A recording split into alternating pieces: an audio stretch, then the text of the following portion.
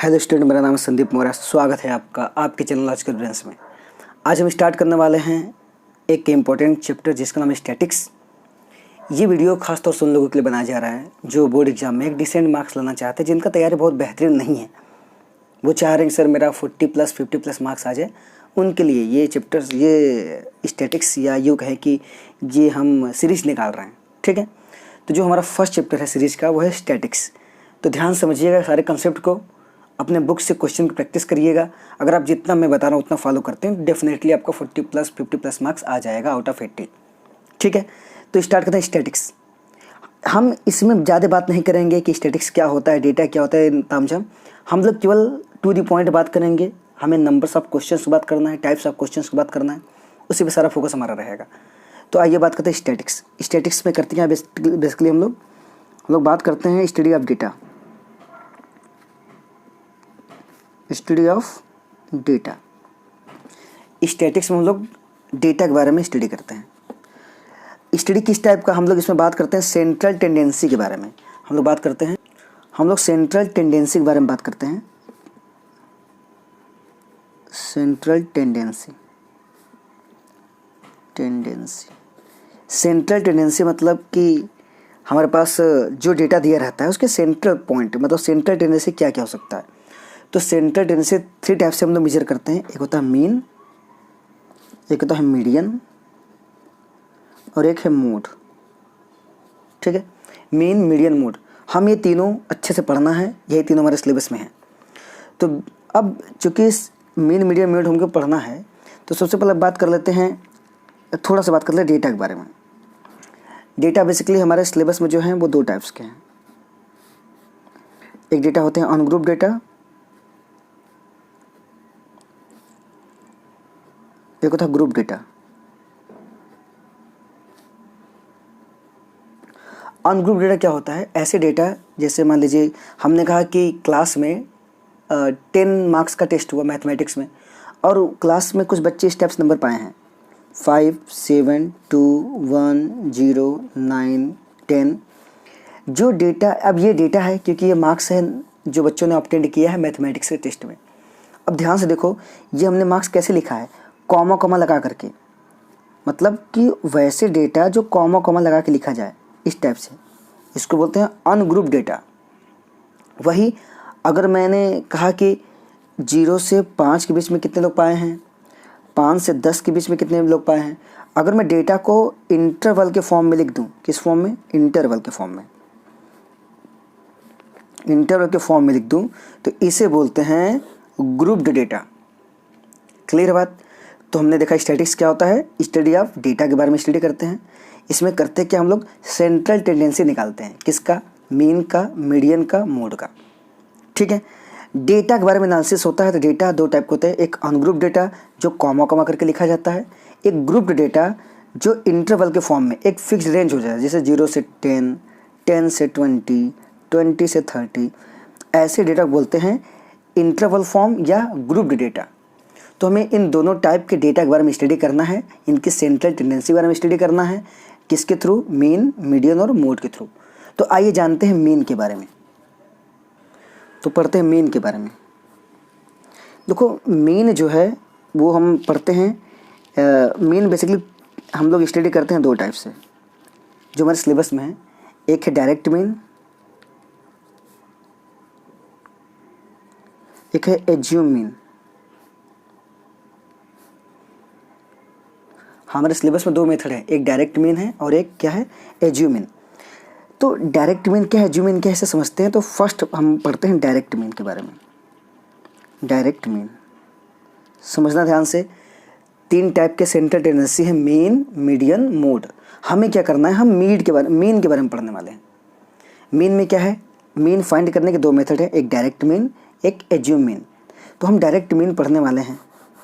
ठीक है, direct mean में भी एक सिंपल मीन होता है। सिंपल मीन मतलब जो हम लोग बचपन से पढ़ते हैं ना छोटे क्लासेस में। एक होता है मीन फॉर टेबुलर फॉर्म। ठीक है, मीन फॉर टेबुलर फॉर्म मतलब क्लास इंटरवल के फॉर्म में एक डेटा दिया होगा तो मीन कैसे निकालेंगे। तो बात कर लेते हैं सिंपली, तो हम बात कर ले मीन की, डायरेक्ट मीन की ही बात करते हैं। जैसे हमसे टाइप फर्स्ट ये क्वेश्चन क्या है, टाइप फर्स्ट बोलो तो सिंपल मीन की बात की रही है। हमसे अगर पूछ देगा फाइंड द मीन ऑफ 3 4 7 9 2 1, हमें क्या करना है, इसका मीन निकालना है। तो क्या करने वाले हम लोग, सिंपल ऐसे क्वेश्चन जो कि देखो ये किस फॉर्म में दिया है, ये अनग्रुप डेटा है। अनग्रुप मतलब क्या, ऐसे डेटा जो कॉमा कॉमा लगा के लिखे जाते हैं उसको बोलते हैं अनग्रुप डेटा। अगर हमको मीन इस टाइप के नंबर्स का मीन पूछे तो जो छोटे क्लास में करते थे हम क्या करते थे, मीन हम लिखते थे, मीन जो होता था मीन एक्स बार, ये सोल्यूशन हो रहा है। हम मीन के मेथड पढ़ते थे, sum of observation upon total number of observation.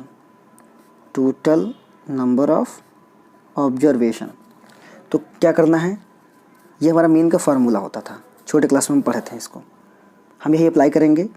तो सम ऑफ ऑब्जर्वेशन तो ये है, इनका सम कर दो, 3 + 4 + 7 + 9 + 2 + 1 अपॉन टोटल कितने हैं, 1 2 3 4 5 6, टोटल 6 हो जाएंगे। इसको कैलकुलेट करिए आप, 4 3 7 7 14 14 और 9 9 4 23 23 और 2 25 1 26 26/6, ठीक है। अब देखिए हमने इसको ऐड कर दिया, 26/6 हो गया। अब काट दीजिए, 6 से 6 से काटेंगे तो 6 4 जा 24, कितना बच गया 2, डेसिमल लगा देंगे 220 हो जाएगा। तो 6 3 जा 18, फिर 2 बचेगा 33, इस टाइप से आएगा 4.33। तो हमारा मीन कितना हो गया, मीन जो हमारा हो गया कितना आ गया 4.33, ये आंसर हो गया, समझा। तो ये टाइप फर्स्ट क्वेश्चन है। अगर आपको ऐसे डिस्क्रीट फॉर्म में दिया, डिस्क्रीट बोले या अनग्रुप्ड बोले, इस फॉर्म में दिया है डेटा, तो मीन निकालने का ये तरीका है, ठीक है। इसका क्वेश्चन ज़्यादा एग्जाम में पूछता नहीं है, एग्जाम में पूछता है टेबुलर फॉर्म, ठीक। देखिए कभी कभी क्वेश्चन ऐसे पूछ देता है, ये इंपॉर्टेंट क्वेश्चन है, सिंपल मीन का ही क्वेश्चन है, जैसे ये लगाया गया वैसे ही लिखा है। If the mean of 5 observation क्या दिया है, x + 2 x + 4 x + 6, ठीक है, एंड x + 8। देखो एक ऑब्जर्वेशन 1 2 3 4 5 हो गया ना। 5 ऑब्जर्वेशन का मीन लिखा है, if the mean of 5 observation x + 2 x + 4 x + 6 and x + 8 is 11, इनका मीन कितना दे दिया है 11, ये मीन दे दिया है। आपसे पूछ रहा है फाइंड x। ऐसे क्वेश्चन बोर्ड एग्जाम में आ जाते हैं, MCQ में आ सकता है कि इफ़ ये जो 5 ऑब्जर्वेशन इनके मीन कितने हैं 11, तो x की वैल्यू क्या होगी।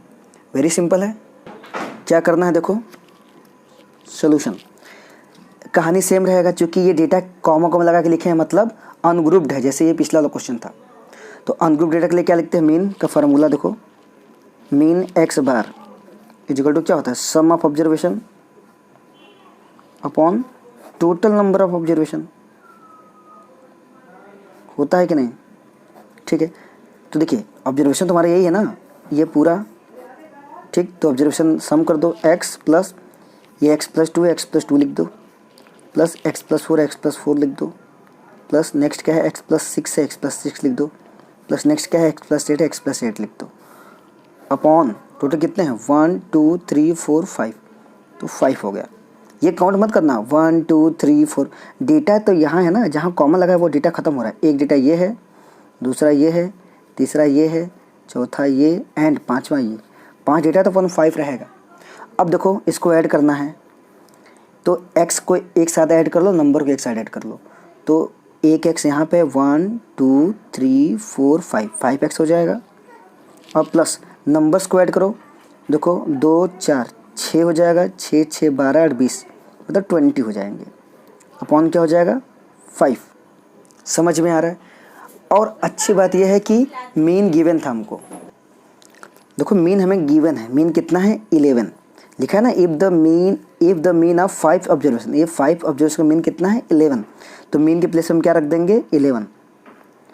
क्योंकि हमें इसे सॉल्व करना है, बीच में इक्वल लगा हुआ तो हम इसे नीचे 1 ले लिया करेंगे, क्रॉस मल्टीप्लाई करेंगे, इसके से मल्टीप्लाई करो कितना हो जाएगा 5x + 20। चूँकि 1 का मल्टीप्लाई करोगे तो कोई फ़र्क पड़ेगा नहीं, इक्वल टू लगा दो।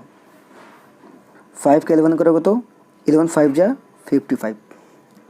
हमें तो x चाहिए, तो x वालों की तरफ बचाओ, नंबर को तो ट्रांसफ़र कर दो। 55 उधर था ही, 20 जाएगा तो -20 हो जाएगा। समझ में आ रहा है? तो देखो 5x तो यहाँ था ही, इक्वल लगा दो, 55 + 20 की निकाल दो तो आ जाएगा 35। समझ में आ रहा है क्या?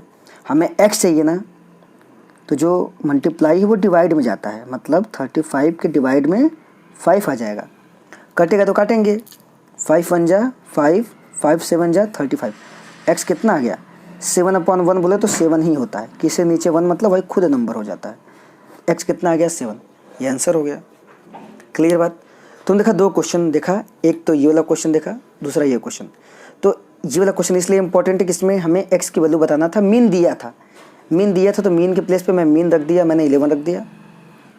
ठीक है, डेटा सम ऑफ ऑब्जर्वेशन पर टोटल क्रॉस मल्टीप्लाई करके x की वैल्यू निकाल लिया। क्लियर है बात? आप समझिए ध्यान से, वीडियो को पॉज करके रिवाइंड करके दोबारा से देखिए, बार समझिए, चीज़ों को क्लैरिफाई कर लीजिए, एकदम क्लियर होना चाहिए। नेक्स्ट क्या है, मीन इन टेबुलर फॉर्म। वो क्या था, अनग्रुप डेटा था। अब टेबुलर फॉर्म में कौन सा आएगा, ग्रुप डेटा आएगा। ग्रुप डेटा कैसे आएगा, देखते हैं मीन के बारे में, एक एग्जांपल समझते हैं। देखिए हमारे सामने एक क्वेश्चन है, हमें मीन फाइंड करना है टेबुलर फॉर्म का, मतलब अगर मीन इस टाइप से दिया है टेबल बना करके। देखो ये जो डेटा लिखा गया है इसको बोलते हैं ग्रुप डेटा, जो इंटरवल के फॉर्म में लिखे हैं। अभी मैंने इंट्रोडक्शन बताया था, शुरुआत जब किया था, तो क्लास इंटरवल दिया रहेगा आपको, फ्रीक्वेंसी दिया रहेगा, इसको बोलते हैं टेबुलर फॉर्म। इसका हमको मीन निकालना है, इसलिए हमने इसको टाइप 2 में लिया है। पहले जो लिया था क्वेश्चन वो क्या था, कॉमा लगा के लिखा था, इसमें कॉमा नहीं है, ये टेबल बना के दे दिया है। तो इसका मीन कैसे निकालेंगे, ध्यान समझिएगा, ये 2 मार्क्स से क्वेश्चन में आता है। 2 मार्क्स का क्वेश्चन होता है एग्जाम में, बहुत अच्छे से आता है, इसलिए ध्यान दीजिए, सारे प्रोसीजर को ध्यान रखिए।